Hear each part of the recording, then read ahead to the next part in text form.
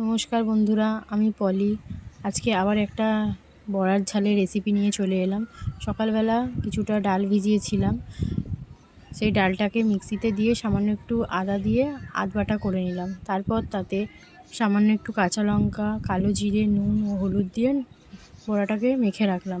তারপর কড়াতে তেল গরম করে বড়াগুলো ভেজে নিলাম।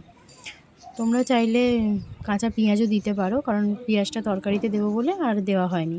বড়া ভাজা কমপ্লিট হয়ে গেল। সেই তেলেতেই এবার একটু সামান্য পাঁচফোড়ন,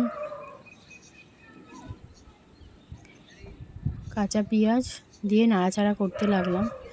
পেঁয়াজটা যখন লাল লাল হয়ে যাবে তারপর তাতে একটু টমেটো দিয়ে দিলাম। টমেটোটা নাড়াচাড়া করে তার মধ্যে লঙ্কা বাটা, আদা বাটা, জিরে বাটা, হলুদ বাটা দিয়ে কিছুক্ষণ নাড়াচাড়া করলাম।